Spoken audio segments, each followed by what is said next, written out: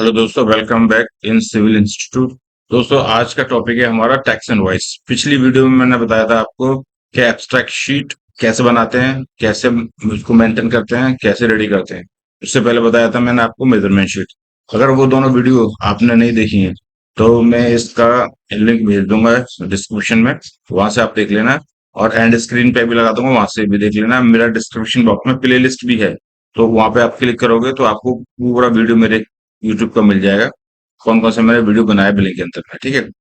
तो आज हम जानेंगे कि टैक्स इनवॉइस क्या होता है, टैक्स इनवॉइस में क्या क्या डिटेल प्रोवाइड की जाती है, टैक्स इनवॉइस कौन रेज करता है, टैक्स इनवॉइस जो होता है उसके अंदर में कैसे हम बिल को वैल्यू पुट करते हैं, कौन कौन सी वैल्यूज होती हैं बिल की हमारी।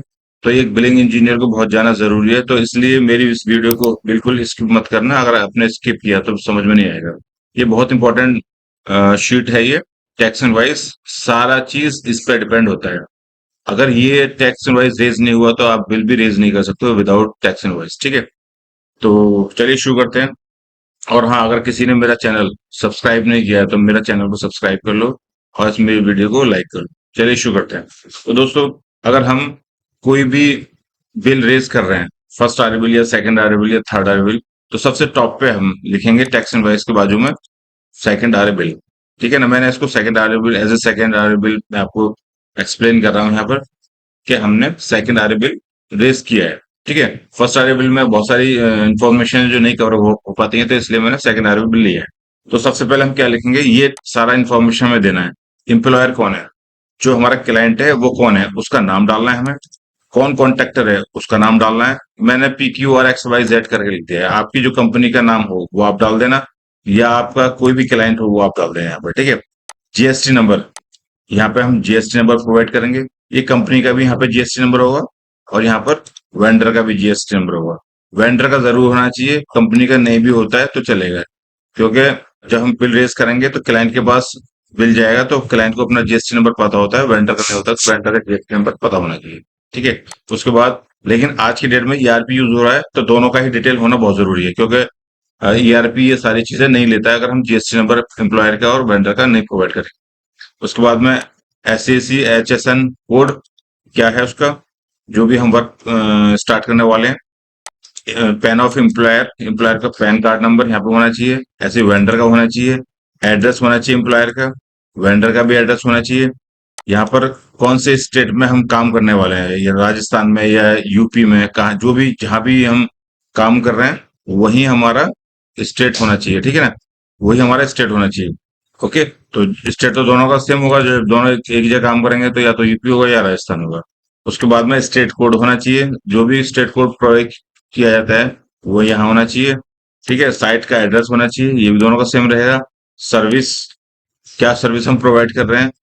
कॉन्ट्रैक्ट नंबर, जो हमारा एग्रीमेंट हुआ है, जो कॉन्ट्रैक्ट बना हुआ है, उसका नंबर होना चाहिए यहाँ पर। Date of bill certificate, bill किस डेट में सर्टिफाइड हुआ है वो डेट यहाँ होना चाहिए, ठीक है। ये सारी चीज इंफॉर्मेशन उम्मीद करता हूँ आपको क्लियर समझ में आ गया होगा। अगर नहीं भी समझ में आया है तो आप जो है कमेंट जरूर करना।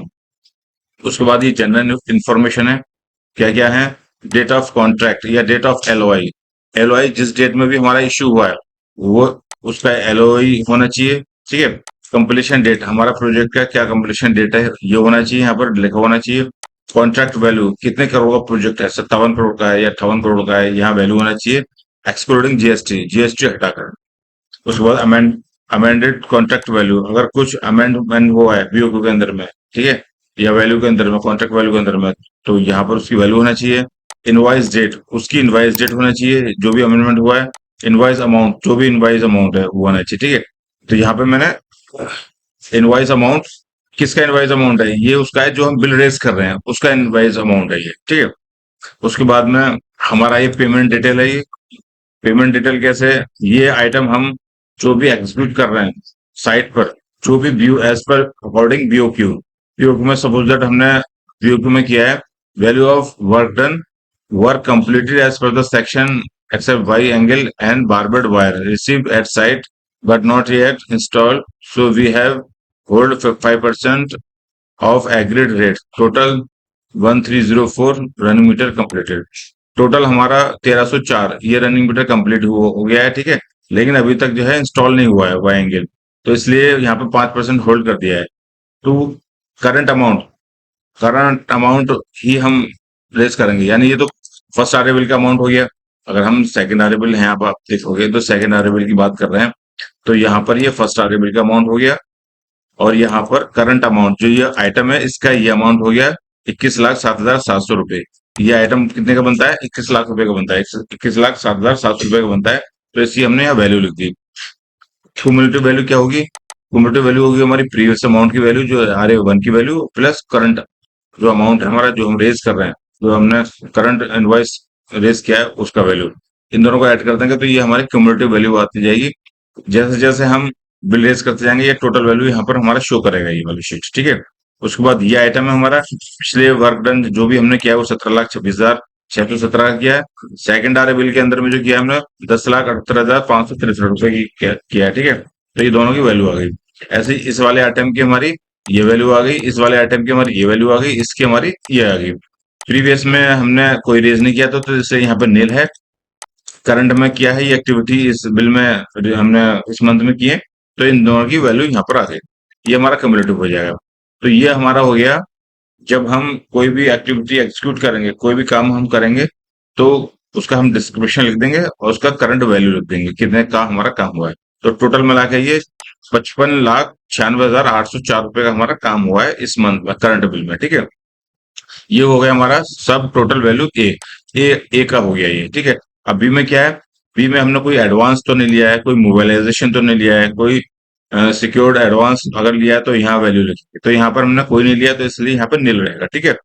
उसके बाद में वैल्यू बी में ये हो गया हमारा। अब सेक्शन सी में क्या होगा? सेक्शन सी में हमारे सारे के सारे टैक्सेस आ जाएंगे। एक हमारा CGST होता है, एक SGST होता है, एक IGST होता है। तो ये 99% होता है, 18% होता है। ये किसका होगा? ये इस वैल्यू का होगा, ठीक है। ये जो वैल्यू निकल के आई है, इन तीनों वैल्यू का ये अमाउंट होगा। तो क्या हुआ? ये इसकी टोटल वैल्यू आ गई, ये इसकी आ गई, ये करंट की आ गई। करंट में हमारा कितना टैक्स लगा? 15,11,137, ये हमारा आ गया करंट का टैक्स। हमने ये वैल्यू, जो बेसिक वैल्यू है और ये जो हमारा टैक्स वैल्यू है, दोनों ऐड कर दिया, ये आ गया करंट बिल का हमारा 71,07,941 रुपए। ये आ गया क्यूमुलेटिव हमारा ये है, ठीक है दोस्तों। अगर यहाँ तक इतना समझ में आ गया तो ठीक है, नहीं समझ में आया है तो आप कमेंट जरूर करना, ठीक है। उसके बाद हम डी में क्या करेंगे? डी में हम जो हमारी रिटेंशन मनी है, जो हमारा TDS है, जो सिक्योरिटी है, ठीक है, ये हमने कुछ पेड किया है, क्लाइंट ने कुछ पेड किया हमको, यहाँ वैल्यू निकल के आ जाएगी। तो इसका हम 5% रिटेंशन रोक देंगे हम इस वैल्यू का। TDS हम 2% काटेंगे और सिक्योरिटी 2%। ये हमारा होल्ड होता है हमारा, ये बाद में सिक्योरिटी निकल मिल जाता है। टैक्स तो हमारा 2% करता ही है। ABC पर जो हमारा ABC है, तीनों पर, तीनों की वैल्यू ये है हमारी। ये तीनों ऐड हो गया ना, ये तीनों वैल्यू इस पे लगेगा ये। अगर हम क्लिक करके बताएं तो यहाँ पे ये देखिए, ये बेसिक वैल्यू है, ठीक है ना। बेसिक वैल्यू पे लगेगा हमारा ये भी हमारा बेसिक वैल्यू पे लगेगा, ठीक है। और ये हमारा किस पे लगेगा? ABC पर। तो ये हमारा, ये भी हमारा ABC पे लगेगा, क्योंकि हम हमने दिया हुआ है ABC, तो ये ABC पे ही लगेगा। ABC की वैल्यू ये है, ठीक है।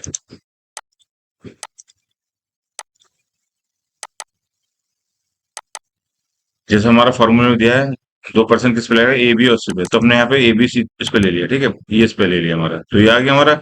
ये इन दोनों का माइनस होकर ये डिफरेंस आ जाएगा। तो अगर हमने कुछ ऑलरेडी पेड किया है तो उसका ये आ जाएगा। अब सब टोटल डी, ये हमारा इन तीनों का ऐड हो गया, तीन चारों का, ठीक है। इसका भी ऐड हो गया, इसका भी ऐड हो गया, ये हमारा डी सेक्शन का आ गया। अब हम नेट अमाउंट पेबल हमारा क्या रहेगा? A+B+C-G, यानी इन तीनों का ऐड हो जाएगा, ए वैल्यू का, बी वैल्यू का, सी वैल्यू का, और डी हमारा जितने भी रिटेंशन है, जितने भी हमारा TDS सिक्योरिटी है, ये सब हमारा माइनस हो जाएगा। तो ये वैल्यू हमारी माइनस हो जाएगी। ऐसे ही इसमें से माइनस हो जाएगी हमारी, ऐसे इसमें से माइनस हो जाएगी, तीनों में से माइनस हो जाएगी। ये हमारा नेट अमाउंट पेबल आ गया हमारा। नेट अमाउंट पेबल इसका कितना आ गया हमारा? ये हमारी वैल्यू यहाँ पर ऐड होनी चाहिए, ठीक है। यहाँ पर ये ऐड होनी चाहिए, ये हमारा ऐड होना चाहिए।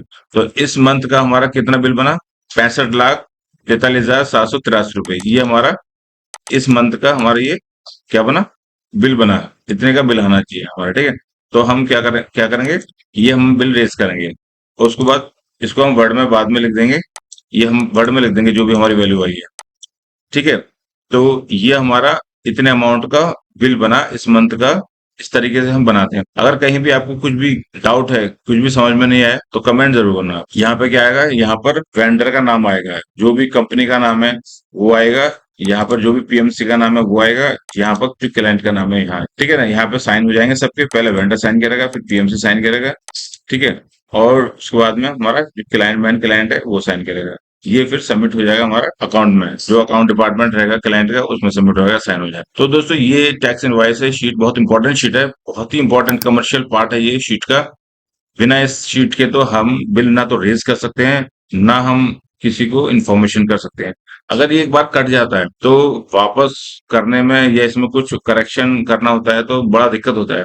तो इसको आप जो है इसको जब भी रेज करो तो बहुत ही सोच समझ के ध्यान से करो, कितने का आपको बिल बनाना चाहिए, कितने को कितना क्लाइंट अप्रूव कर रहा है, उसके बाद ही इसको रेज करना चाहिए। अपने अकाउंट डिपार्टमेंट को बोलना चाहिए कि इसको इतने अमाउंट का बिल को हम रेज करने वाले हैं, तो इतने का इनवॉइस काटो, तभी काटना चाहिए कंफर्मेशन लेने के बाद। वरना इसमें अगर कुछ मिस्टेक हो जाती है तो बहुत प्रॉब्लम आती है, ऑडिट करने में बहुत प्रॉब्लम आती है। तो दोस्तों अगर ये मेरी वीडियो आपको अच्छी लगी है तो मेरी वीडियो को लाइक करो, मेरे चैनल को सब्सक्राइब करो। चलिए नेक्स्ट वीडियो मिलते हैं। Thank you. जय हिंद।